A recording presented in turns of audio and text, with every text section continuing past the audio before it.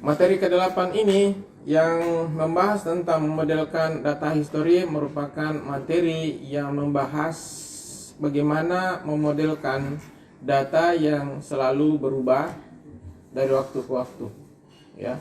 Data yang selalu berubah dari waktu ke waktu, sehingga perubahan data tersebut, data yang berubah tersebut tetap tersimpan, ya, dan bisa diakses atau bisa diambil ketika dibutuhkan. Tujuan pembelajaran kita adalah mengidentifikasi kebutuhan untuk melacak data yang berubah seiring dengan waktu, kemudian bagaimana membangun model ERD yang menggabungkan elemen data dari waktu ke waktu, mengidentifikasi, menjelaskan dan membenarkan pilihan jenis relasi yang dipakai. Kemudian berikutnya, bagaimana kita membuat unique identifier yang cocok untuk menyimpan data history, ya. Oke.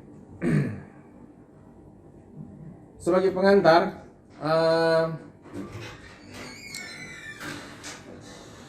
ketika Anda masih kecil, ya, atau ketika kita masih kecil itu sering tinggi kita itu diukur oleh orang tua kita ketika umur 2 tahun, 3 tahun, ya, bahkan mungkin ada yang memakai dinding coret gitu ya. Oh, sudah sampai ini tingginya, terus 3 tahun berikutnya diukur lagi sehingga kelihatan perkembangannya, ya.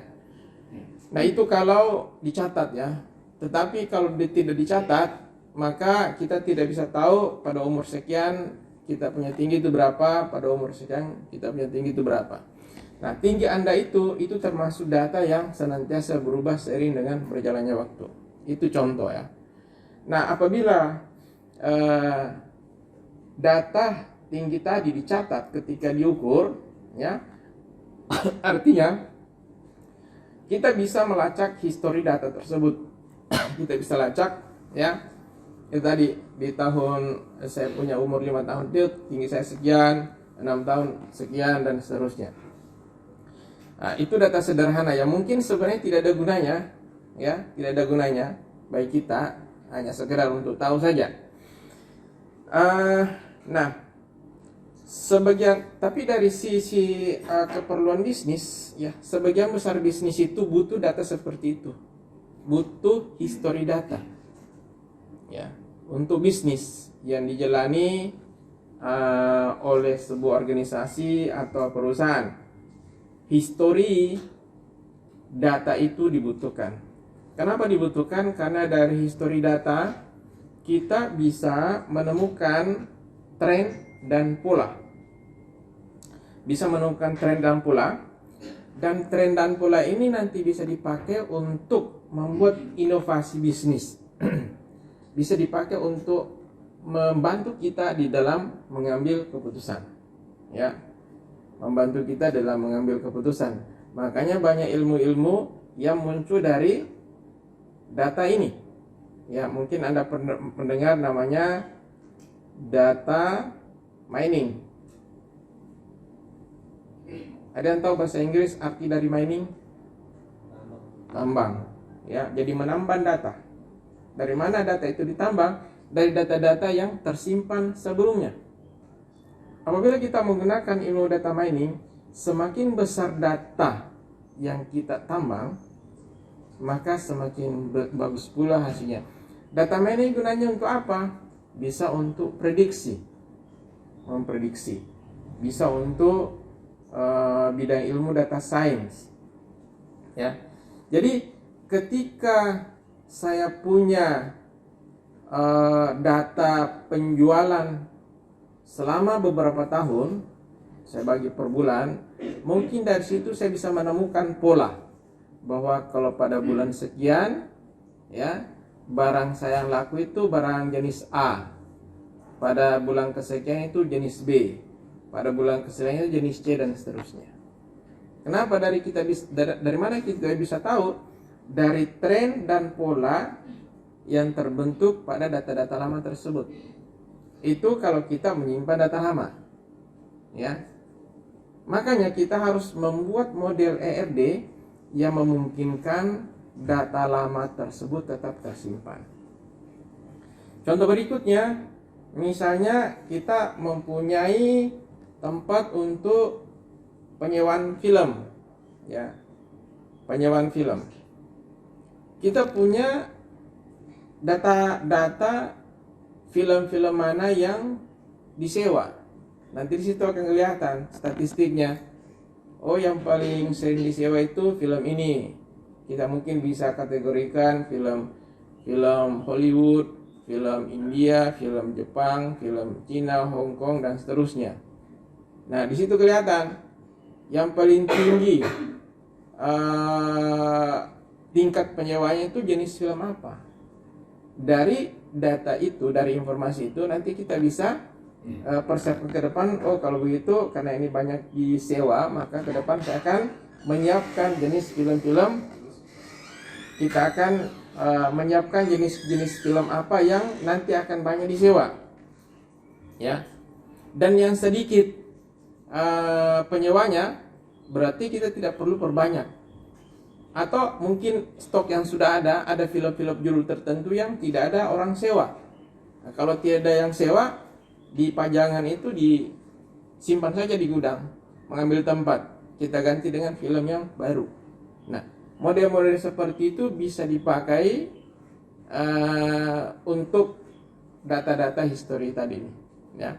Jadi data-data lama bisa dipakai untuk hal seperti itu. Nah, sekarang kita harus menentukan, ya, apakah sistem yang kita buat itu memang membutuhkan, ya, kita simpan data-data lamanya. Data-data yang bersifat history tadi, apakah kita harus simpan, ya. Maka untuk menentukan tersebut kita bisa mengajukan beberapa pertanyaan ini ketika kita melakukan proses wawancara atau proses pengambilan data di tahap awal pengembangan sistem. Pertanyaan apa yang kita berikan? Yang pertama, apakah, ya, jejak audit diperlukan? Apakah jejak data-data yang lama itu dibutuhkan untuk audit? Ya, apakah dibutuhkan ketika nanti melakukan audit, organisasi melakukan audit, apakah data-data lama itu dibutuhkan? Contoh misalnya, kalau audit kayak di kampus itu misalnya ada reakreditasi, itu kan sebenarnya audit. Dicek data-data lamanya, berapa jumlah mahasiswanya, berapa yang lulus, bagaimana nilainya, dan seterusnya. Itu data-data lama. Dosen yang mengajar siapa, mata kuliah apa dulu yang diajar, kemudian tahun lalu mata kuliah apa, tahun ini mata kuliah apa, itu semua adalah history data, ya. Kemudian apakah nilai dari atribut tersebut berubah dari waktu ke waktu, ya. Misalnya mata kuliah kalkulus, ya, semester 1 Anda ambil, ya. Terus ketika Anda semester 3 Anda ambil lagi, ya. Yang tadinya Anda dapat nilai D, ketika semester 3 Anda ambil, mendapat nilai A misalnya. Sekarang A ada nilai D dan ada nilai A. Kalau kita tidak menyusun RD-nya atau modelnya dengan baik, maka nilai D tadi akan terhapus dari sistem, ditimpa oleh nilai A. Cuma masalahnya kan kita butuh historinya. Anda pernah mengambil mata kuliah ini berapa kali, ya kan? Oleh karena itu, walaupun Anda sudah mengambil mata kuliah 2 kali, tetapi nilai lama itu tidak boleh terhapus dari sistem, tetap harus ada. Sehingga dengan demikian model dari struktur database-nya harus diatur supaya nilai-nilai lama tetap ada, ya. Kemudian apakah Anda memerlukan data lama untuk memproduksi laporan, membuat laporan, ya. Kalau dibutuhkan, kita butuh data-data tahun sebelumnya untuk kita buat laporan sekarang ini, berarti data-data lama tidak boleh terhapus dari sistem, tidak boleh berubah dari sistem.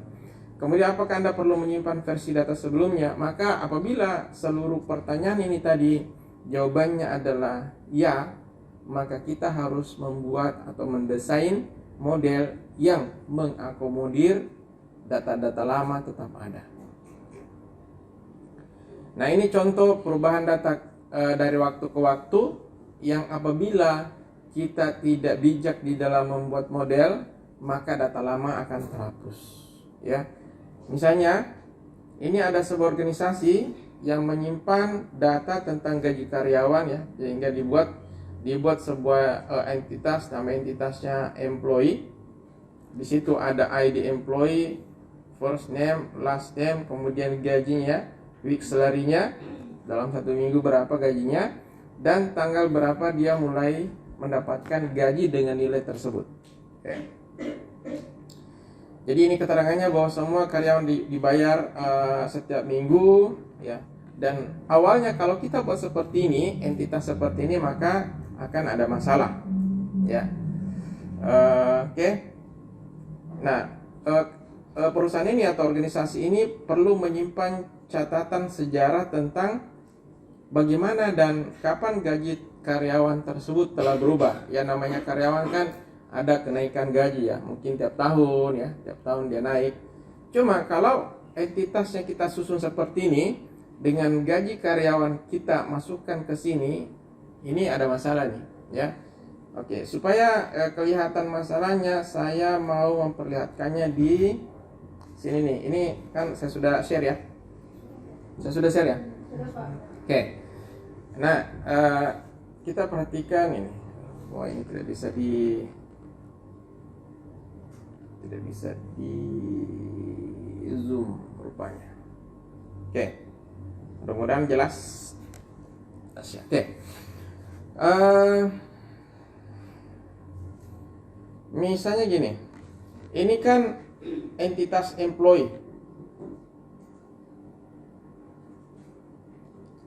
Ini ada entitas employee, berarti ada tabel employee, ya kan? Kemudian di situ ada ID, unique identifier, berarti nanti di sini ada primary key, ID, kolom primary key yaitu ID. Kemudian ada first name, last name, weekly salary, dan salary start date. Nah, coba sekarang kita bikin tabelnya dan kita kita input isinya sehingga muncullah baris ini. Jadi baris pertama itu atas nama Steve dengan ID 102. Gaji awalnya 5 juta. Gaji tersebut dia mulai terima di tanggal 1 bulan 12 tahun 2021, tahun lalu. Oke. Kemudian ada yang kedua, si Lex ya, Lex Dehan, ID-nya 107. Kemudian gajinya 3,5 juta, mulai menerima di tanggal 1 bulan 11 2021. Oke, sekarang ketika awal seperti ini tidak jadi masalah. Ini kan data awal nih. Namun ketika seseorang karyawan gajinya naik, itu baru muncul masalah. Contoh misalnya ya. Misalnya anggaplah yang naik gajinya itu adalah yang naik gajinya misalnya Steve misalnya ya, Steve King. Gaji awalnya 5 juta, sekarang naik menjadi 6 juta misalnya. Mulai per tanggal hari ini, 1 tahun kemudian. Oke. Kalau naik gajinya sekarang jadi masalah, nilai gaji barunya itu dicatat di mana? Oke. Pilihan pertama adalah kita catat di sini nih. Langsung ini berubah. Ya kan? Di sini berubah menjadi 6 juta. Dan yang ini berubah menjadi tanggal 23 November 2022. Ya kan? Artinya ini berubah, ini berubah. Efeknya apa? Data lama langsung hilang. Data lama gaji di tahun 2021 kita sudah tidak tahu lagi berapa. Kenapa? Karena ini berubah, ya kan? Berarti metode tadi tidak bisa dipakai, sebab akan menghapus data lama. Solusi kedua adalah membuat baris baru di sini. Di baris berikutnya, di sini Steve, di sini King, di sini berapa tadi? 6.500.000. Ya. Oke, 1 2 3 6.500.000 tertanggal tanggal berapa? 23 bulan 11 2022. Oke.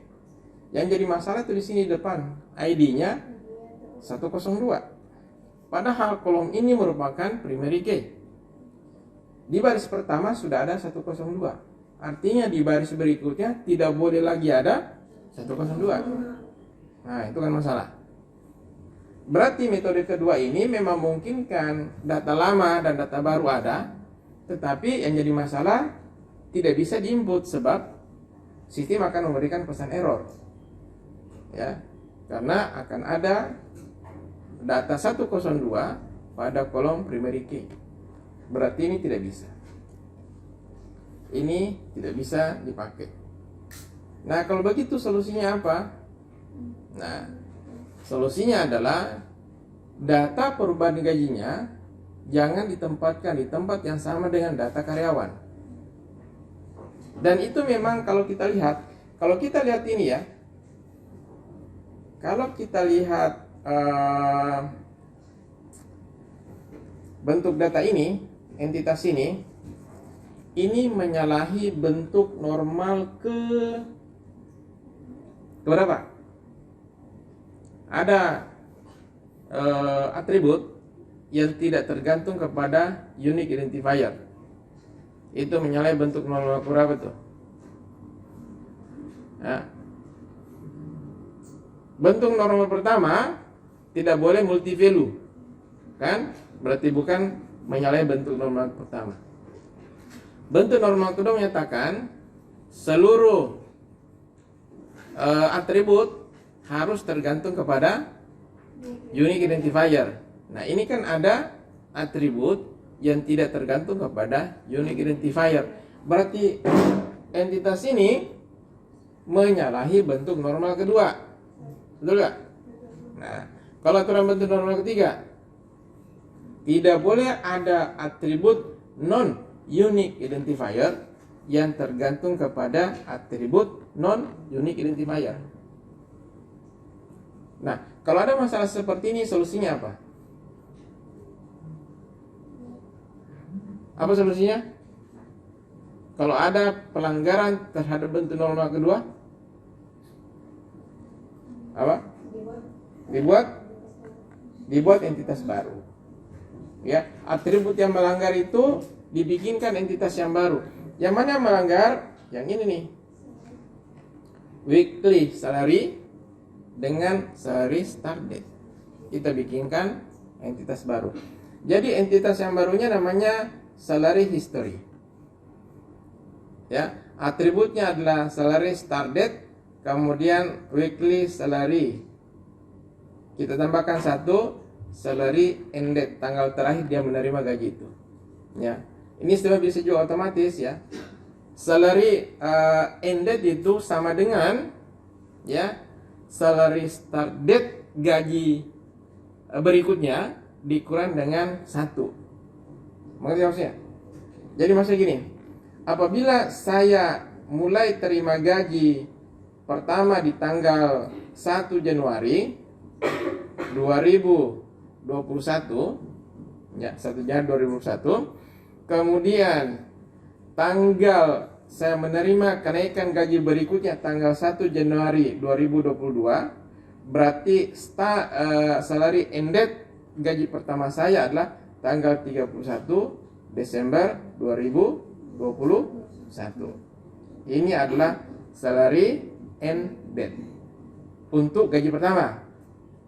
Ini adalah salary start date untuk gaji pertama. Itu maksudnya. Oke, jadi kita bisa tambahkan ini. Nah, sekarang dengan model entitas seperti ini, ya, dengan atributnya, maka kita bisa bikinkan tabelnya. Kita coba lakukan simulasi. Employee ID menjadi tabel employee dengan kolom first name, last name, dan ID. Ini ya, ID, first name, dan last name. Oke, tidak jadi masalah. Kemudian, saya lupa terangkan tentang relasinya. Ya, relasinya adalah one to many. Kenapa bisa one to many? Karena seorang karyawan bisa naik berkali-kali gaji kan? Itu. Jadi gaji pertama berapa, gaji diukur berapa. Berarti setiap karyawan nanti mempunyai beberapa data di sini. Setiap kali gajinya naik, berarti datanya di sini bertambah. Itu. Tetapi satu kali data kenaikan di sini, hanya untuk satu orang karyawan. Jadi satu baris itu untuk satu orang karyawan. Baris berikutnya untuk satu orang karyawan lagi. Tidak bisa satu baris untuk beberapa karyawan. Ya. Oleh karena itu di sini relasinya adalah one to many. Ketika ada relasi one to many, berarti muncul foreign key. Foreign key-nya ada di sisi many. Berarti ID employee akan muncul pada tabel salary history. Yang dimaksud ID employee adalah ini nih. Dia muncul di situ. Oke. Sekarang dia muncul ya. Anggaplah ini belum ada bar relationship-nya. Biasa saja. Belum ada. Nah, jadi sekarang pada tabel salary history kita punya salary start date, kemudian ID sebagai foreign key, kemudian salary end date dan weekly salary. Ya. Kemudian kita coba isi data ya. Data pertama siapanya ini 102 berarti Steve King ya, Steve yang punya data gaji. Gaji pertamanya itu adalah 5 juta pada tanggal 1 Desember 2022 ya misalnya. Ya. Oh, bukan. Start date-nya tanggal 1 Desember 2021. Ya, dia pertama mulai terima gaji. Kemudian di baris kedua si Lex Dehan ya 107 menerima gaji 3,5 juta di tanggal 1 bulan 11 2022. Tanggal 1 bulan 11 ya. Ini 2021 ini ya. Harusnya 2021 di sini ya. Harusnya 2021. Ya, itu gaji pertamanya. Dan dia menerima gaji tersebut 1 tahun. Kemudian di tanggal 1 bulan 11 2022 terjadi kenaikan. 3,5 juta menjadi 4 juta. Sehingga salary end date-nya di sini adalah tanggal 31 Oktober ya. Dan nanti gaji yang ini akan berakhir di tanggal 31 Oktober 2023. Sekarang gini. Apakah mungkin dua orang yang sama mengalami kenaikan di hari yang sama? Mungkin tidak? Hah? Mungkin kan? Sama-sama naik gaji nih di hari yang sama. Artinya apabila kita pakai salary date ini sebagai unique identifier dan menjadi primary key, itu jadi masalah. Kenapa? Karena kemungkinan ada orang yang naik gaji di hari yang sama. Contoh saja ini 21 tadi ya. Ini kan dua baris ini kan sama nih. Sama. Makanya kolom ini sendirian tidak bisa dipakai sebagai primary key. Kita harus gabungkan dia dengan ID. Foreign key di sini kita ubah menjadi bagian dari primary key. Sehingga primary key-nya ada dua kolom dikombinasikan menjadi primary key. Sehingga kalau ada kasus seperti ini, oke, tanggal naiknya sama, tapi kan orangnya berbeda. Maka kombinasi baris pertama dan kedua menghasilkan nilai yang unik. Karena menghasilkan nilai yang unik, maka kombinasi ini layak dipakai menjadi primary key. Ya. Dan karena ID ini yang tadinya hanya foreign key berubah menjadi primary key, maka pada relasinya kita berikan bar relationship. Ya, dimengerti ya? Nah, dengan cara seperti ini, data lama, gaji lama tetap ada, gaji baru tetap ada. Ya. Jadi inilah contoh bagaimana kalau kita membuat ERD tanpa memikirkan hal-hal seperti ini. Maka kalau seperti ini ya, gaji lama itu akan terhapus ya, digantikan dengan gaji baru dan kita tidak akan pernah tahu sudah berapa kali kita naik gaji. Kalau di sini maka kita bisa tahu sudah berapa kali kita naik gaji, seorang naik gaji itu sudah berapa kali dengan melihat berapa kali ID-nya muncul. Kalau ID di sini ID-nya muncul 5 kali berarti dia sudah 5 kali naik gaji. Gitu ya. Nah, ini adalah contoh data yang berubah dari waktu ke waktu. Nah, ini tadi penjelasannya tadi ya, sudah dicontoh tadi menggunakan tabel-tabel. Yang berikutnya, contoh berikutnya adalah contoh data juga yang berubah dari waktu ke waktu. Kasusnya adalah ada tempat penyewaan perhiasan. Ya. Sebuah toko perhiasan yang melayani penyewaan perhiasan seperti kalung, gelang, anting, dan sebagainya. Ya. Kalung ini biasanya disewa oleh artis untuk acara khusus. Jadi mungkin artisnya itu tidak mau beli, ya daripada beli tiap hari kan dia maunya ganti-ganti yang dia pakai. Daripada tiap hari beli lebih disewa. Ya sewa 1 kali pakai kasih kembali, sewa 1 kali pakai kasih kembali. Ya tentu lebih murah. Nah, pihak toko ingin melacak riwayat sewa sebuah perhiasan. Perhiasan ini sudah disewa oleh siapa-siapa saja, tanggal berapa dia sewa, tanggal berapa dia kembalikan, dan seterusnya. Ya. Model R ini akan melacak, ya, yang model yang harus dibuat itu harus bisa melacak yang disewa saat ini pada satu perhiasan. Nah, oke, sekarang kalau kita perhatikan entitas atau RD yang ada di samping ini adalah tabel yang atau entitas yang memuat data perhiasan dengan tanggal dia disewa, ya. Sedangkan ini adalah artis yang menyewa, ya, entitas yang menyimpan data artis yang menyewa perhiasan tersebut. Nah, relasinya adalah satu artis menyewa banyak perhiasan, ya. Kalau cuma begini, kalau cuma bentuknya seperti ini, one to many, ya, ini di sisi one, maka ini tentu tokonya rugi. Tokonya rugi. Ada yang tahu kenapa bisa? Hah? Kenapa? Karena cuma satu artis yang menyewa. Maksudnya gini, satu perhiasan itu hanya bisa disewa oleh satu artis. Kalau artis A sudah sewa, maka artis B tidak bisa sewa lagi. Kalau seperti ini, ya, jadi satu perhiasan hanya bisa satu artis. Tapi seorang artis bisa menyewa banyak perhiasan. Tentu toko tidak ingin, ya, perhiasan A ini hanya disewa satu kali, dia inginnya berkali-kali, karena gitu, supaya pemasukannya bertambah. Maka model ini tidak cocok. Harusnya di sini many, ya kan? Oke, sekarang posisinya adalah many. Oke, sekarang begini posisinya, many. Karena many to many, maka harus dibuatkan intersection entity. Kan pelajaran kemarin kan begitu. Kalau ada relasi many to many, maka kedua entitas tersebut harus dibuatkan intersection entity. Maka dibuatlah seperti ini. Ini adalah intersection entity. Rental history. Ia memuat data rental. Ya. Di sini ada entitas artis memuat data artis. Di sini ada perhiasan yang memuat data perhiasan.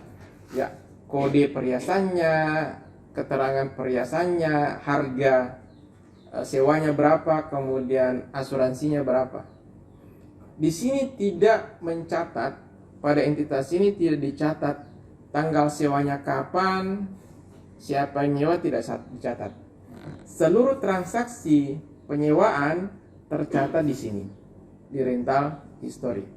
Di situ ada tanggal rental, kemudian tanggal berapa dikembalikan, ya, tanggal di rentalnya, tanggal sewanya tanggal berapa, kemudian tanggal berapa dikembalikan perhiasan tersebut. Oke, sekarang model seperti ini, ya, pada intersection entity, di sini belum ada unique identifier, kan? Belum ada. Maka harus diadakan. Ada beberapa kemungkinan. Yang pertama, pada entitas ini kita berikan artificial unique identifier. Misalnya kasih namanya ID rental history, ID. Ya, itu yang pertama. Atau yang kedua, ini kan many, ini many. Berarti kode ini akan muncul di sini sebagai foreign key. Foreign key. Yang ini juga akan muncul di sini foreign key. Ya. Berarti foreign key ini kita bisa pakai sebagai primary key dengan menjadikan di sini bar relationship. Di sini juga bisa bar relationship. Jadi ada 3 hal yang kita bisa pakai. Yang ini sebagai primary key, yang ini atau yang ini. Nah, sekarang yang mana yang paling cocok? Nah, yang paling cocok itu kita harus tes satu-satu untuk memastikan toko tetap untung. Gitu. Kan itu intinya. Toko ingin untung. Jadi kita harus memastikan relasi yang terjadi di sini pas. Tidak merugikan toko. Oke. Sekarang kita cek satu-satu. Bagaimana kalau yang kita lakukan adalah memberikan unique identifier buatan. Pakai namanya ID rental. Oke. Sekarang kita lihat bagaimana kalau bentuknya seperti ini. Kita lihat tabelnya. Tabelnya ada di samping. Yang pertama, ini ada tabel perhiasan, ya. Ada kolom kode, deskripsi, rental date, dan value. Ini sudah ada semua. Yang ini. Kemudian ada tabel artis, ada ID artis, first name-nya siapa, last name-nya siapa. Ada beberapa data yang saya sudah masukkan. Kemudian data perhiasannya juga sudah ada. Sekarang kita lihat bagian ini. Fokus kita ke sini nih. Oke. Pertama, ada ID rental, ada rental date, date return. Ya. Jadi ada ID rental, rental date, dan date return. Karena di sini many, berarti kode daripada perhiasan akan muncul di sini. Yang ini nih, kode ini. ID artis akan muncul di sini sebagai foreign key. Gitu. Tidak dipakai sebagai primary key. Karena yang menjadi primary key pada kasus ini adalah rental, ID rental. Oke. Sekarang setelah kita lihat susunannya, sekarang kita coba masukkan data pada tabel rental history. Oke, saya perbesar. Rental pertama ada masuk ya, kasih nama ID rental itu rental 1 R1, tanggal 1 bulan 11 2022, dikembalikan di tanggal 2. Yang dirental adalah perhiasan J1 oleh artis 4. Jadi yang dirental adalah yang warna kuning ini, yang ini yang sewa. Oke, belum ada masalah. Kemudian data kedua masuk, rental kedua yang meminjam adalah A2.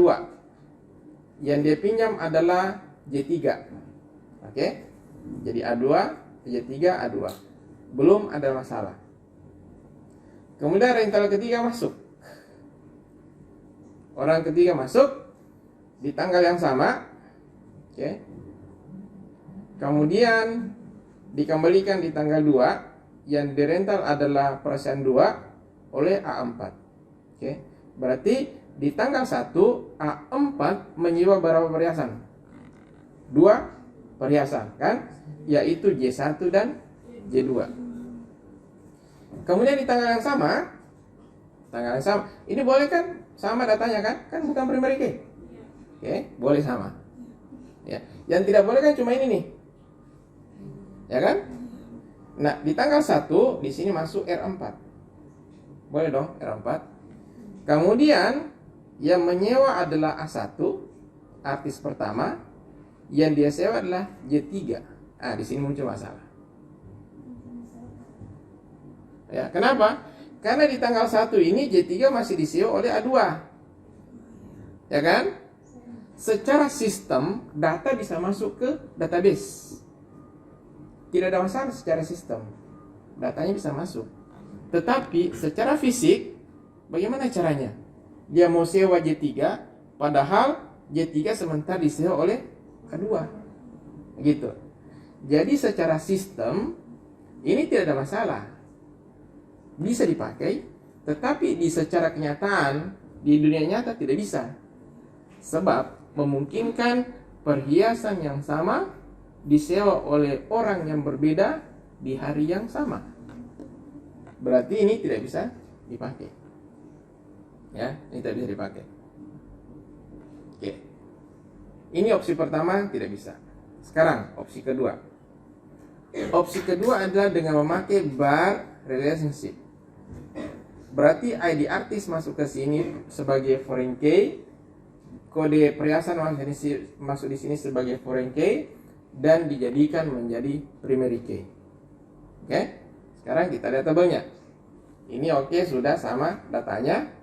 Sekarang fokusnya ke sini. Kode perhiasan yang tadinya foreign key sekarang menjadi primary key. Dan yang jadi primary key juga ID artis. Oke. Data pertama masuk. Kita lihat data pertama. Artis 4 menyewa J1. Oke, tidak ada masalah. Dia sewa di tanggal 1, dikembalikan di tanggal 2. Kemudian artis 2 menyewa perhiasan ketiga. Tidak ada masalah, ya. Kan perhiasannya beda. Walaupun dia sewa di hari yang sama tidak jadi masalah. Kemudian artis A4 menyewa J2. Ya, jadi A4 menyewa 2 perhiasan. Oke, di hari yang sama. Kemudian artis A1 menyewa J3. Menyewa J3 di hari yang sama. Sekarang, ya. Berarti baris pertama 1 2 3 4 tidak ada masalah. Sekarang baris keempat, di beberapa hari setelahnya, ya, beberapa hari setelahnya, tanggal 4, artis A4 ingin kembali menyewa perhiasan 1. Jadi ada sebuah kalung, dia sewa 3 hari lalu. Dia kan cuma sewa 1 hari. Dia kasih kembali tanggal 2. Ya kan? Di tanggal 4, dia ingin sewa perhiasan itu lagi. Masuk akal kan? Dia suka gitu. Dia ingin sewa lagi. Tetapi secara sistem itu tidak diperbolehkan. Kenapa tidak diperbolehkan? Karena kombinasi J1 A4 sudah ada di sini. Nah, itu kan? Secara dunia nyata bisa. Tetapi ketika datanya dimasukkan di database tolak, error. Ya kan? Nah, kenapa? Karena kombinasi J1A4 sudah pernah ada.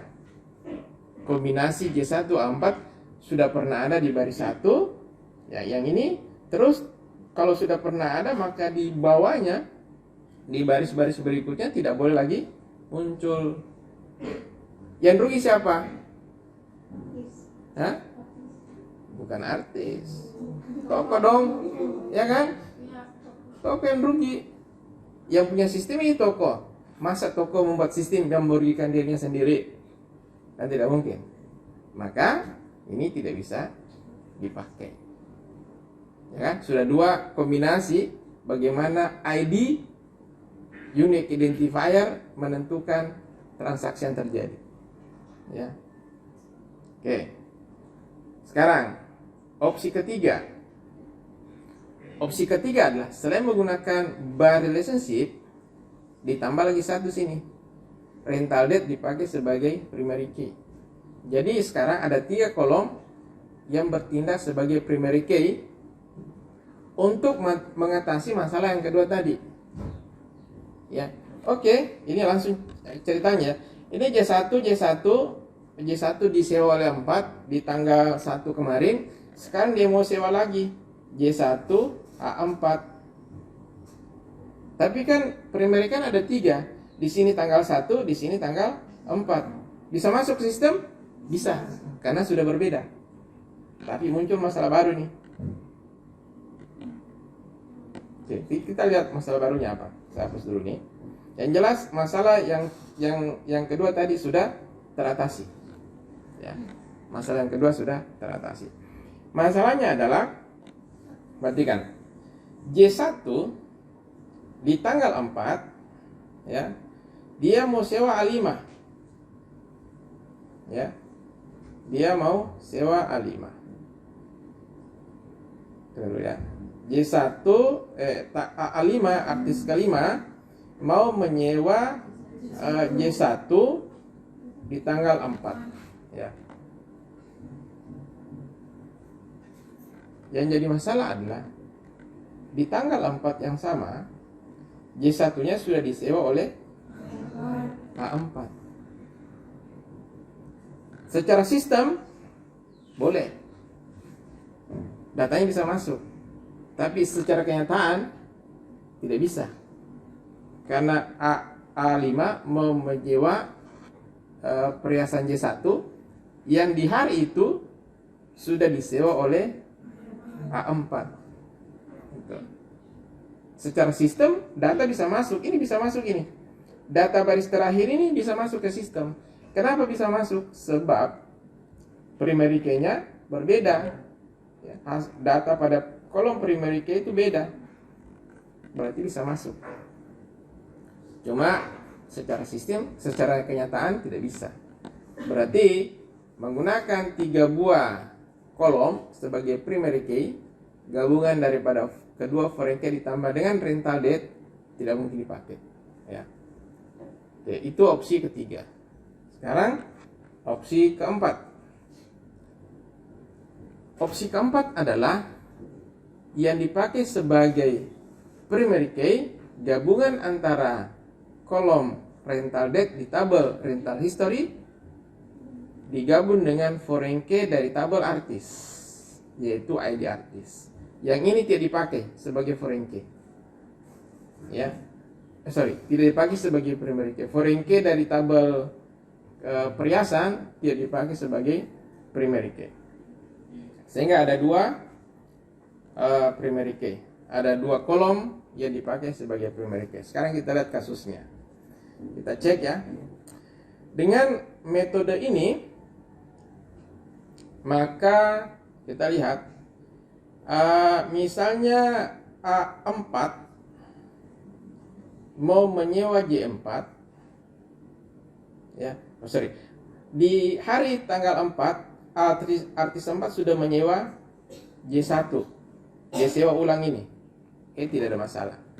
Jadi di tanggal 4 artis A4 menyewa perhiasan nomor 1. Kemudian di tanggal yang sama artis A4 juga mau menyewa perhiasan yang lain, yaitu J4.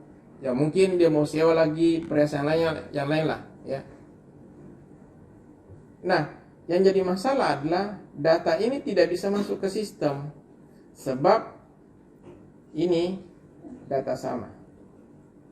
Artinya bahwa seorang artis tidak boleh menyewa lebih dari 1 perhiasan di tanggal yang sama. Jadi kalau mau sewa lagi 1, tunggu besoknya.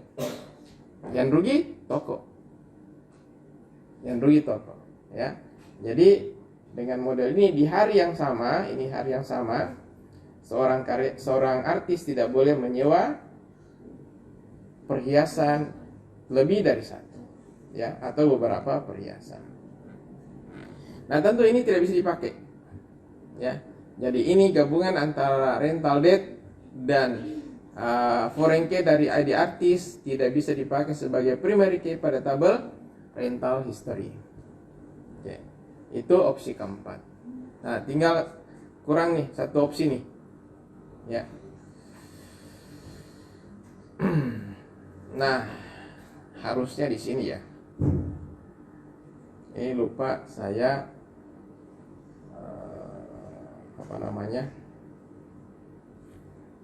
lupa ganti. Ya, di sini tidak boleh ada nih. Ya, ini tidak ada. Oke. Jadi bar relationship hanya pada relasi antara Jolie dengan perhiasan dengan rental history. Oke. Dengan model ini, maka pada tabel rental history yang menjadi primary key adalah rental date ditambah dengan kode perhiasan. Ya. Sehingga tabel kita seperti ini, ada rental date dan kode perhiasan. Oke, tadi masalah di sebelumnya adalah seorang artis tidak boleh menyewa dua perhiasan di tanggal yang sama. Sekarang ini artis A4, ya, artis A4 di tanggal yang sama, sama-sama tanggal 4, boleh menyewa dua perhiasan. Berarti masalah sebelumnya teratasi. Ya. Terus apa kekurangan ini? Kekurangan ini adalah apa yang bukan kekurangan ya, tapi apa yang terjadi dengan model seperti ini? Model seperti ini akan mengakibatkan artis yang berbeda tidak diizinkan meminjam perhiasan yang sama di hari yang sama. Dan itu masuk akal. Ya kan? Artis yang berbeda, ini ada perhiasan. Artis A mau pinjam, sudah pinjam. Terus ada datang artis B mau pinjam. Ya tidak bisa. Dan ini seperti di sini. Artis yang berbeda tidak diizinkan meminjam perhiasan yang sama di hari yang sama. Kalau besoknya boleh. Ya.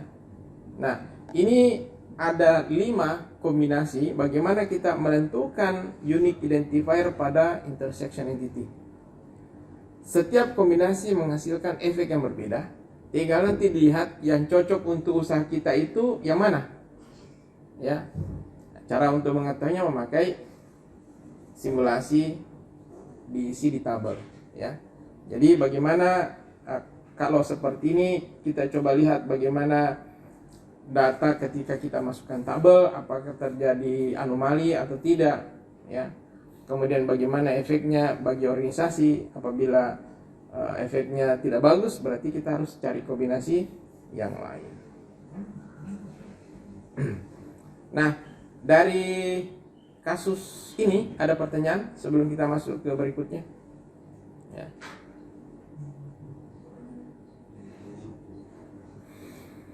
Oke, kita masuk ke berikutnya, ya. Memodelkan perubahan waktu. Jadi data itu ada beberapa yang berubah, ya. Ada waktu, ada gaji yang kayak tadi, ya. Nanti kita lihat, ya. Untuk pertama, waktu yang berubah, ya. Waktu memerankan peranan penting di berbagai model bisnis, ya. Data history sering digunakan bisnis untuk menemukan tren. Misalnya bulan keberapa itu trennya, bulan Januari itu trennya apa, mau masuk Ramadan itu trennya apa. Ya, bagian jualan baju itu sudah tahu itu. Kalau mau masuk mau masuk Lebaran itu pakaian itu penjualan naik, ya. Kalau bulan-bulan sekarang ini belum, ya. Kalau bulan puasa kue-kue naik, gitu ya. Menjelang Lebaran bahan kebutuhan pembuatan kue naik dan seterusnya. Itu adalah tren, ya. Bagi pebisnis tentu itu dia manfaatkan. Itu informasi. Oh, saya harus siapkan barang jualan saya apa saja, karena sebentar lagi ini banyak orang butuh. Oke. Memasukkan pemodelan waktu dalam bisnis memungkinkan data yang berubah dari waktu ke waktu bisa kita kumpulkan dan digunakan ketika dibutuhkan. Misalnya laporan penyediaan informasi yang dapat dihasilkan dari data atau desain laporan yang bagus dapat menyediakan informasi yang berguna yang digunakan oleh organisasi untuk meningkatkan operasinya. Di sini saya berikan contoh bagaimana kita menentukan entitas hari dan atribut tanggal pada sebuah kasus. Misalnya ada entitas purchase atau pembelian, ya. Di situ ada ID pembelian, ada tanggal pembelian, jumlah yang dibeli dan harga per item, ya. Nah, apabila yang dijual misalnya barang-barang tertentu, misalnya pakaian, ya. Atau kita lihat dulu, ya. Untuk mengetahui kapan sebuah barang dibeli, ya. maka di sini kita masukkan atribut tanggal, ya, supaya kita tahu barang yang dibeli itu tanggal berapa. Namun jika ingin kita mengidentifikasi tren, ya, maka mungkin kalau sebagai contoh ya, misalnya kita menjual mantel, ya, atau jas hujan misalnya, atau sejenisnya, pakaian renang dan seterusnya, maka sebaiknya ditambahkan atribut tambahan, ya, ditambahkan atribut yang dipakai untuk mencatat suhu di hari orang beli barang itu. Ya, kalau misalnya jaket misalnya, ya mungkin pas lagi hujan atau musim-musim dingin, itu kelihatan di situ banyak orang beli. Bagaimana kelihatannya? Ya dari data suhu hari itu, ya. Ini kan per hari, ya. Suhu terendah, suhu tertinggi di hari itu berapa, suhu terendah di hari itu berapa, tercatat di situ. Cuma model seperti ini melanggar bentuk normal ketiga, ya. Kalau kita bentuk entitas yang seperti ini, ya, dengan ada ID purchase, ID pembelian, terus ada high temperature dan low temperature, maka atribut high temperature dan low temperature itu menyalahi bentuk normal ketiga. Bentuk normal ketiga mengatakan apa? Tidak boleh ada atribut non-unique identifier tergantung kepada atribut non-unique identifier yang lain. Sekarang saya tanya, high temperature dan low temperature itu tergantung kepada siapa? Apakah kepada ID purchase? Ya, ada ID pembelian, ada suhu tergantung kepada ID pembelian? Tidak. Jadi tergantung kepada siapa? Tergantung kepada tanggal. Ya kan? Tanggal hari ini suhunya berapa, besok suhunya berapa, pasti berpasangan itu. Ya kan? Berarti karena ini melanggar bentuk normal ketiga, maka atribut date, height, dan low temperature diapakan? Dipisahkan, ya, dibuat entitas baru. Oke. Sehingga jadinya seperti ini, ya. Jadi date, height, dan low temperature dikeluarkan dari entitas purchase dan dibuatkan entitas baru, namakanlah misalnya day. D itu atributnya adalah tanggal hari itu, suhu tertinggi di hari itu, dan suhu terendah di hari itu. Nah, sekarang ada relasinya purchase ke day. One to many. Satu hari tertentu banyak transaksi yang terjadi, banyak pembelian yang terjadi. Di satu hari banyak pembelian terjadi. Tapi satu pembelian pasti terjadi di satu hari tertentu. Misalnya ID pembelian 103 itu misalnya terjadinya di tanggal 1 bulan 11 2022. Tidak mungkin ada ID 03 juga ada lagi di tanggal 2 bulan 11 2022, tidak mungkin. Karena satu transaksi itu terjadinya di satu hari tertentu. Sehingga relasinya adalah one to many. Oke, relasinya adalah one to many. Sehingga entitasnya, ERD-nya seperti ini, ya. Ada entitas purchase dan entitas day. Sekarang, apabila sudah muncul entitas hari, day, yang terpisah dengan purchase, maka sangat mungkin untuk melacak informasi lain terkait dengan bisnis dimasukkan di hari tersebut. Misalnya kita tambahkan, apakah di hari tertentu itu merupakan hari libur, gitu. Karena beda kan, orang beli itu beda kan. Biasanya orang lebih banyak pergi ke toko itu di hari apa? Hari-hari libur. Apakah tanggal merah atau hari Sabtu tidak kerja dan seterusnya. Nah, ini dicatat. Nanti di situ kelihatan apakah betul ada pengaruh hari libur dengan jumlah pembelian yang terjadi. Itu untuk menemukan tren, ya. Untuk menemukan pola penjualan saat hari libur.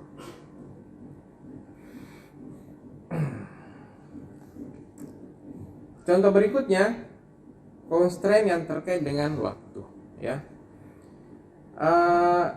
Desainer harus mewaspadai kendala yang timbul dari adanya kebutuhan melacak tanggal dan waktu. Contoh skenario adalah misalnya ada pameran sekolah yang menampilkan beberapa stand atau booth, ya. Ini sedikit lagi Anda melakukan expo, di situ nanti ada beberapa booth, ada beberapa stand, ya.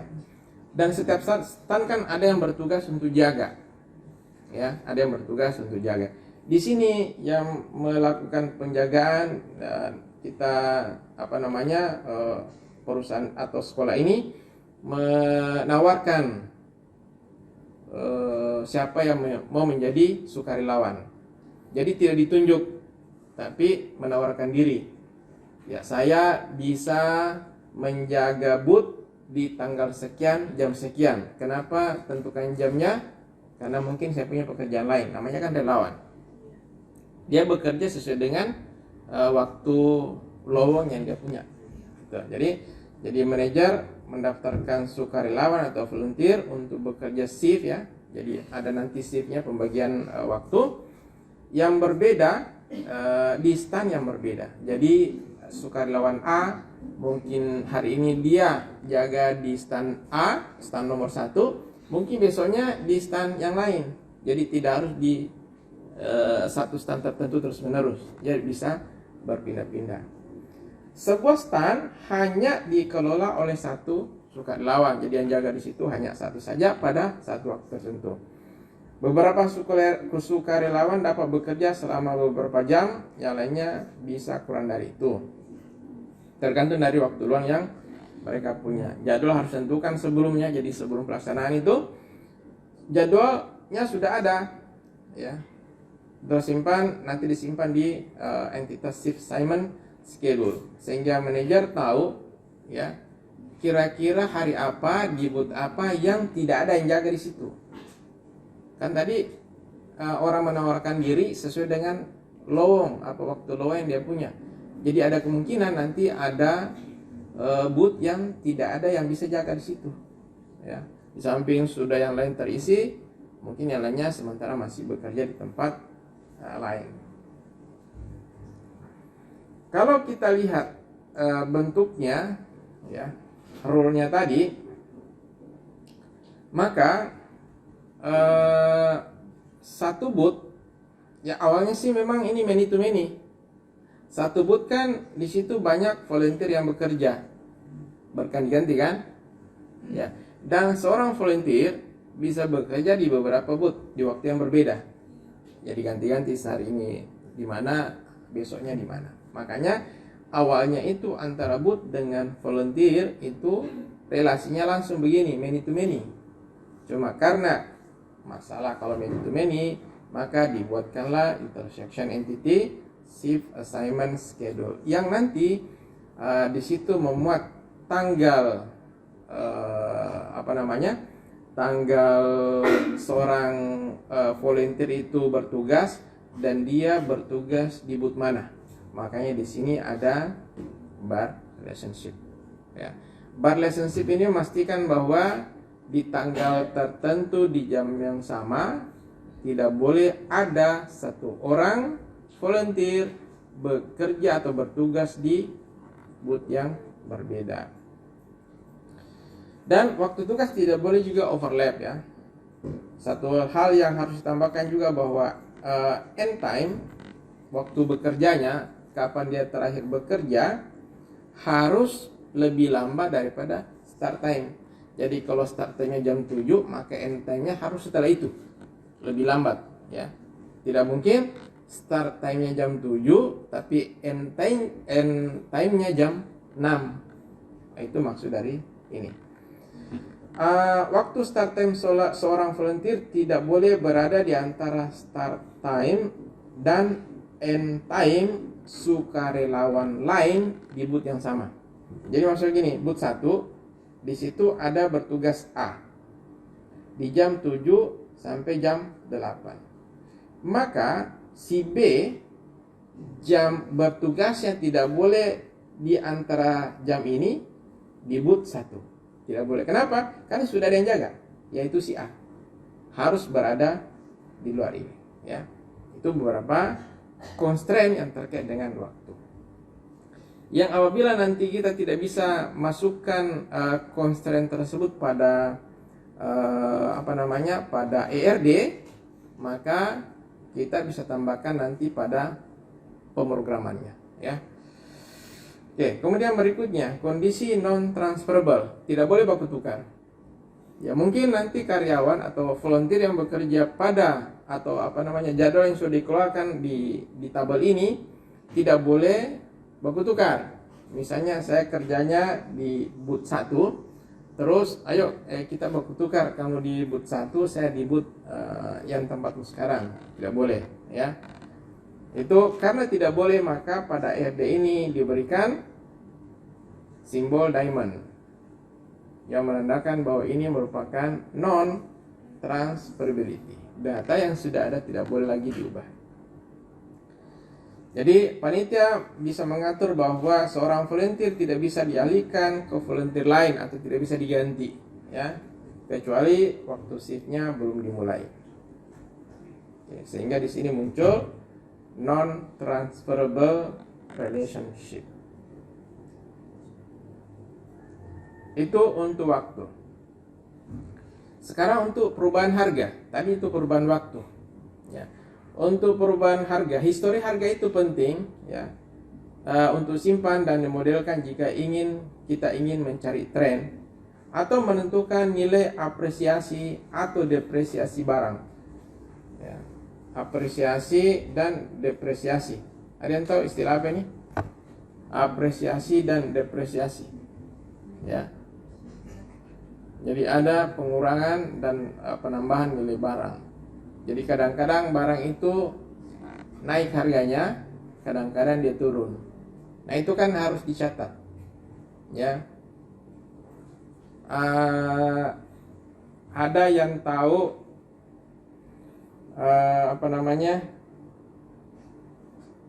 atau ada yang bermain saham di sini? Ya, bermain apa itu? Forex kah apa itu? Yang pakai grafik? Apa? Ada? Nah, itu kan tersimpan data harga sebelumnya. Bahkan harga, bukan cuma harga per hari, harga kemarin, harga kemarinnya lagi, itu kan tersimpan terus. Harga per detik juga tersimpan. Jadi kalau mau lihat grafik per detik, satu hari itu kelihatan. Itu adalah perubahan harga yang terjadi, ya. Bisa juga dipakai perubahan harga ini. Pencatatan perubahan harga ini bisa dipakai untuk menentukan nilai pengembalian uang untuk barang yang dikembalikan, ya, di masa yang dibeli di masa lalu. Contohnya, Anda kemarin beli beli apa yang biasa dikembalikan? Misalnya beli setrika, ya, beli setrika ternyata kurang bagus. Mungkin ada masalah. Anda belinya kemarin, ya, sampai di rumah cek, ternyata setrikanya tidak bagus, ya. Terus Anda mau kembalikan sekarang. Masalahnya adalah harga kemarin itu harganya 150.000. Hari ini harga setrika dengan merek tipe yang Anda beli itu sudah menjadi 200.000. Nah, jadi berubah. Kemarin 150.000, hari ini 200.000. Sekarang ketika Anda kembalikan, memakai harga hari ini atau harga kemarin?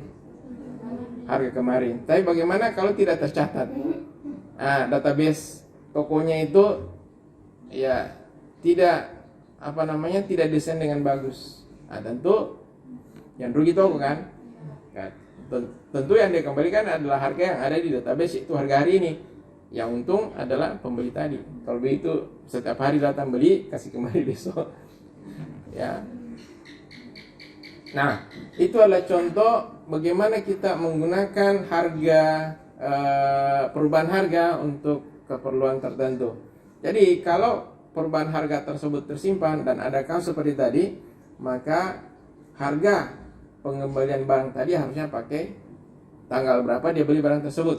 Kalau mungkin nanti di sini ada contohnya. Jadi banyak bisnis yang selalu menyimpan dan melacak perubahan data, ya. Jadi perubahan data itu dilacak, ya. Kemudian bisa diketahui siapa yang mengubahnya, kapan perubahan tersebut dilakukan. Contoh misalnya nilai. Ya, Anda mengambil mata kuliah data mining, ya, data mining. Anda mendapatkan nilai A misalnya, ya. Hari ini keluar nilai A. Terus atau jangan nilai, ya. Misalnya dosennya kasih keluar nilai C misalnya. Resmi nih. Ya, ini resmi C dan ini memang yang betul misalnya. Tapi setelah beberapa hari kemudian dicetak KS-nya, nilai Anda di sistem berubah menjadi A. Berarti kan ada yang ubah. Dosennya tidak mengubah, ya, dosen mata kuliah tidak ubah, tetapi nilai Anda sudah berubah. Pertanyaannya, siapa yang ubah dan kapan diubah? Nah, inilah di sini dibutuhkan sistem yang seperti ini supaya perubahan ini bisa dilacak. Ya. Siapa yang mengubah, memakai akunnya siapa, tanggal berapa diubah. Karena ini kan pelanggaran nih. Ya, pelanggaran. Ya. Sehingga ketika ada perubahan seperti ini, maka admin bisa melacak. Yang penting dibuat sebuah sistem yang memungkinkan perubahan data seperti ini bisa di-trace, bisa dilacak, ya, ke belakang.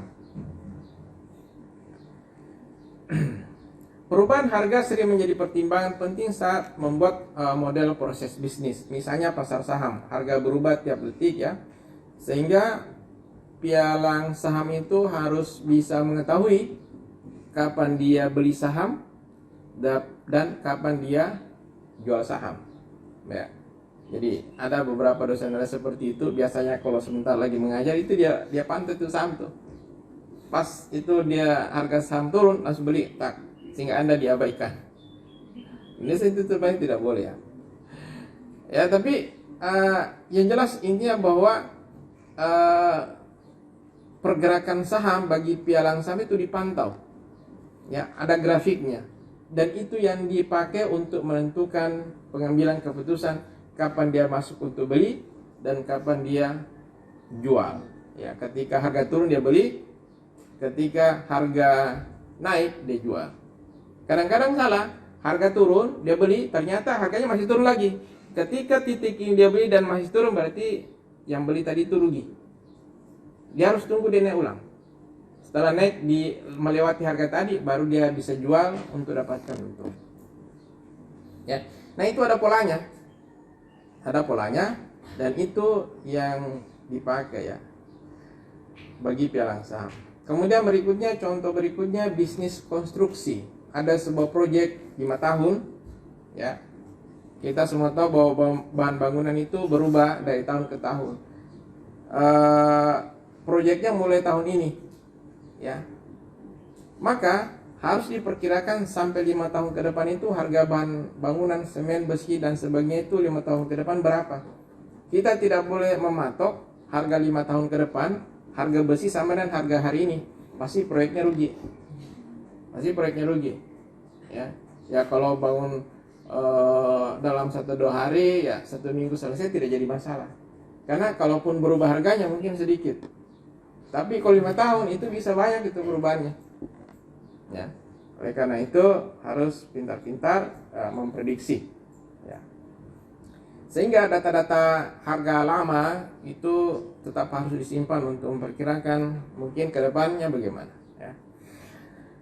Harga produk selalu berubah, kemudian terjadi naik dan turun, seperti misalnya harga makanan, pakaian, biaya sekolah dan seterusnya. Kalau makanan naik turun, ya kayaknya naik terus, ya. Ya, naik terus, ya. Tapi biaya sekolah juga demikian, naik terus, ya. Kalau emas, ya kadang naik kadang turun, perak juga demikian, kadang naik kadang turun. Ya.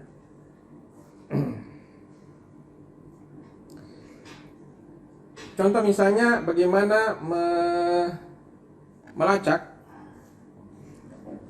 ya, bagaimana melacak histori harga sebuah produk. Di sini ada ERD antara produk dengan harga. Kenapa dipisahkan?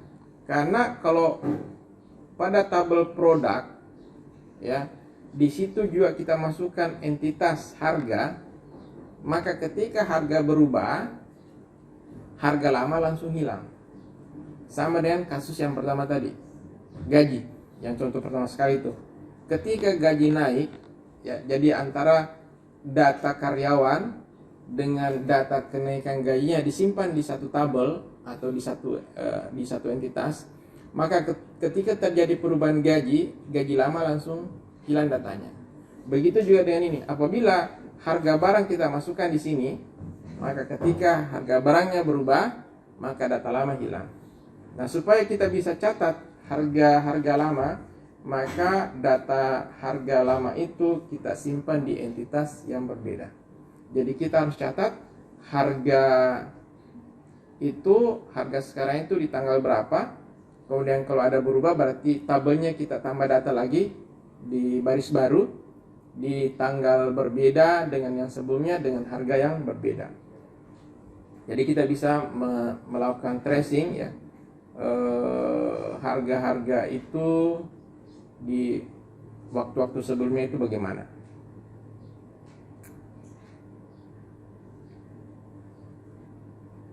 Ini contoh, ini ada yang kurang, ya. Di sini harusnya satu produk mempunyai banyak harga karena seiring dengan perjalanan waktu. Tapi ini one to many, ya, betul, ya. One to many betul, ya, tidak ada masalah. Ini one to many karena satu tanggal tertentu, ya, satu harga di tanggal tertentu itu milik barang tertentu. Ya, jadi satu harga di tanggal tertentu milik barang tertentu. Makanya di sini one to many dan di sini posisi foreign key. Kemudian seandainya pembeli terpaksa mengembalikan barang yang sudah dibeli toko misalnya, maka dengan model ini, ya, berarti belum bisa, ya, karena di sini kan tidak mencatat pembelian. Yang dicatat di sini adalah data barang dengan harganya, belum dicatat pembeliannya, ya, bukan pembelian, penjualannya belum dicatat, ya, barang ini dijual tanggal berapa, harganya berapa. Untuk mencatatnya maka kita tambahkan satu entitas penjualan atau purchase. Pada entitas purchase yang dicatat adalah ID purchase dan tanggal pembelian. Sehingga ketika ada pembeli yang mengembalikan barang seperti kasus setrika tadi, maka pemilik toko akan melakukan pengecekan, ya, membandingkan data antara yang ada di tabel purchase, yaitu tanggal berapa dia beli barang tersebut, dan harga barang di tanggal tersebut. Jadi misalnya gini, pada tanggal hari ini tanggal 23, misalnya pada tanggal 20, ya, harga setrikanya 150.000, ya, oke. Berarti tanggal 20 bulan 11 2022. Kemudian di tanggal 22 bulan 11 2022, ya, misalnya setrikanya ID-nya di sini kan ada foreign key, berarti ada produk setrika, di sini ID-nya 1, berarti di sini ada foreign key bernilai 1 untuk setrika. Oke. Di sini 1 juga. Yang menjadi primary key adalah data ini dan ini berbeda. Oke. Kemudian, ya, di tanggal 22 harga menjadi 200.000. Oke. Di tabel purchase, seorang pembeli tadi membeli barang di tanggal 21. Berarti data tanggal 21 ini dibandingkan dengan data yang ada di tabel purchase, ya. Tanggal 21 itu harganya berapa? Maka dilihat bahwa tanggal 20 itu masih 150.000, di tanggal 22 menjadi 200.000. Berarti dia berada di antara 21 dan 22, 20 dan 22, dan harganya adalah 150.000. Maka pengembalian uangnya inilah yang dipakai, angka ini. Ya, jadi dibandingkan antara data yang ada di tabel pembelian dibandingkan dengan data yang ada di tabel harga. Ketika dia beli, harganya berapa? Ya, harga barang itu di tanggal tersebut harganya berapa? Datanya ada di sini. Ya. Sehingga bisa dikembalikan sesuai dengan harga pembelian.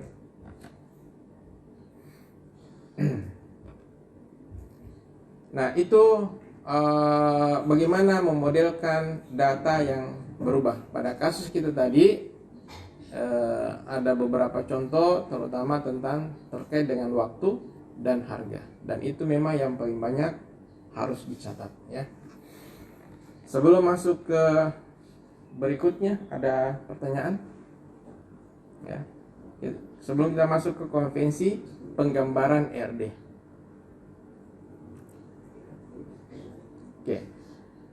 Ini adalah konvensi, artinya semacam panduan yang tidak harus dipakai.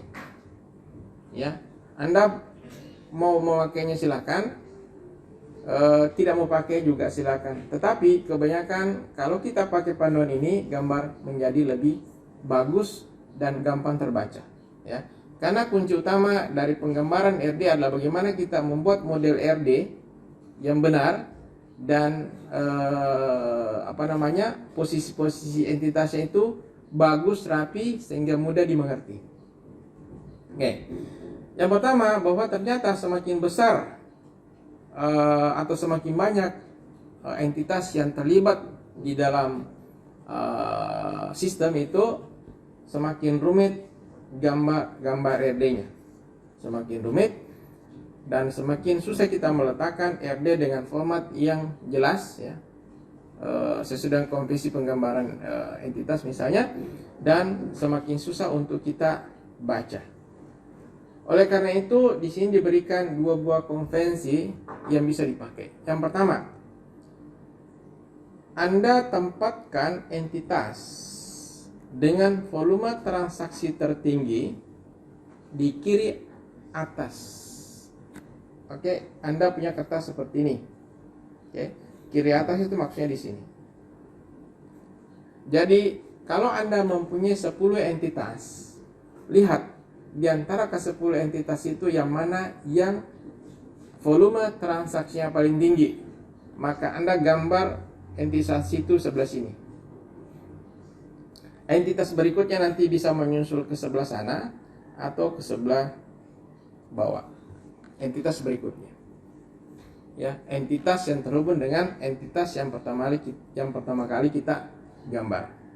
Itu cara pertama. Atau cara kedua, entitas dan volume transaksi tertinggi tadi Anda simpan di posisi kanan bawah. Jadi mulainya dari sini, ya. Mulainya entitas pertama kita gambar di sini, entitas berikutnya yang berrelasi dengan entitas ini kita gambar ke arah atas atau ke arah kiri. Ke arah kiri, ya. Jadi ketika Anda mulai menggambar, yang pertama kali Anda cari adalah di antara entitas itu yang mana yang paling volume transaksinya tinggi. Apa cirinya? Ya, cirinya adalah entitas yang diperkirakan akan mempunyai baris paling banyak. Baris yang paling banyak berarti itu yang transaksinya tinggi. Ya, sering sekali ditambahkan data, berarti transaksinya tinggi. Contoh misalnya kita bandingkan antara tabel mahasiswa dan tabel transaksi KRS. Oke, tabel mahasiswa memang banyak isinya karena ribuan mahasiswa, tetapi hanya bertambah tiap awal semester ganjil, semester baru, ya kan? Langsung tambah 3.000. Oke, setiap tahun tambah 3.000. Tapi coba bandingkan dengan transaksi KRS. Ya. transaksi KRS itu setiap semester jumlah data transaksi KRS itu jumlah mahasiswa kali jumlah mata kuliah yang diambil. Setiap ada mata kuliah satu, berarti data masuk di transaksi KRS. Kalau Anda mengambil 7 mata kuliah, berarti di tabel transaksi KRS Anda punya 7 baris data di semester tersebut. 7 baris data di satu semester. Kalau 2 semester 1 tahun, berarti 7 kali 2, 14. Kali jumlah mahasiswa. Itu berlangsung tiap semester. Kalau ini hanya 1 kali 1 tahun. Tapi kalau ini tiap semester dan berkali lipat. Maisobari yang jumlahnya 3.000, ketika masuk transaksi KRS 3.000 kali 7. Karena diambil mata kuliah 7. Berarti volume transaksi pada tabel KRS lebih tinggi. Karena lebih tinggi, kita tempatkan di sudut kiri atas atau sudut kiri kanan bawah, ya. Itu kira-kira panduan untuk menentukan mana yang transaksinya tinggi. Jadi ini ya, volume transaksi tinggi. Kalau masih ada bisa juga di sini ya. Entitas dengan volume transaksi tinggi sering menjadi pusat atau entitas yang paling penting pada IRD. Entitas tersebut biasanya memiliki jumlah relasi tertinggi, ya. Sehingga kita tempatkan di sebelah sini. Yang lainnya nanti menyusul ya, menyusul ke sini atau ke sini. Bisa saja nanti, ya, kalau kita mulai menggambar entitas A di sebelah sini, ketika Anda mulai menggambar B, bisa saja B-nya sebelah sini. Di sini B tapi E-nya sebelah bawah. Jadi setiap orang bisa memulai dengan area yang berbeda. Akibatnya setiap orang tentu mempunyai gambar ERD yang kemungkinan besar berbeda. Ya, tergantung Anda mulai dari entitas apa dan arahnya kemana. Itu. Jika entitas volume tertinggi berada di kiri atas, ya, maka crowfootnya yang ini mengarah ke sebelah sana, di sini timur, sebelah sana timur, atau ke bawah atau arah selatan sesuai dengan mata angin di sini. Atau sebaliknya, apabila Anda mulainya di kanan bawah, berarti bisa ke utara, ini utara, atau ke sebelah barat. Ya, tergantung dari mana Anda mulai. Intinya bahwa setiap kali Anda mulai menggambar RD, yang pertama kali Anda gambar adalah yang entitasnya mempunyai transaksi paling banyak ke depannya nanti. Kemudian tips penggambaran. Konvensi tadi dimanfaatkan dengan bijak ya. Terserah Anda mau pakai atau tidak. Cuma sebaiknya pakai ya, terutama entitas mana yang Anda gambar pertama kali. Ingat, tujuan utama penggambaran adalah memberikan representasi model yang dapat digunakan untuk berkomunikasi antar tim.